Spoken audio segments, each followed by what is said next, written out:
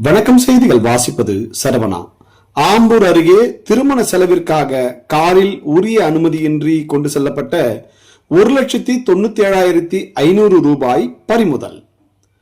தமிழகத்தில் தேர்தல் விதிமுறைகள் அமலுக்கு வந்ததை தொடர்ந்து திருப்பத்தூர் மாவட்டத்தில் அரசியல் கட்சியினர் பொதுமக்களுக்கு பணம் மற்றும் பரிசு பொருட்களை தடுக்க தேர்தல் பறக்கும் படையினர் தீவிர ரோந்து பணியில் ஈடுபட்டு வரும் நிலையில் திருப்பத்தூர் மாவட்ட ஆம்பூர் அடுத்த மாதனூரில் இன்று ஆம்பூர் தேர்தல் பறக்கும் படை அலுவலர் கார்த்தி தலைமையிலான அதிகாரிகள் வாகன சோதனையில் ஈடுபட்டிருந்த போது அவ்வழியாக ஆற்காடு பகுதியை சேர்ந்த பரத் என்பவர் பெங்களூரில் இருந்து ஆற்காடு திரும்பிக் கொண்டிருந்த போது அவரது காரை பறக்கும் படை அதிகாரிகள் சோதனை செய்த போது காரில் திருமண செலவிற்காக உரிய ஆவணங்களின்றி கொண்டு சென்ற 1,97,500 ரூபாய் தேர்தல் பறக்கும் படையினர் பறிமுதல் செய்து ஆம்பூர் வட்டாட்சியர் அலுவலகத்தில் ஆம்பூர் சட்டமன்ற தொகுதி தேர்தல் அலுவலர் பூஷ்ணகுமாரிடம் ஒப்படைத்தனர்.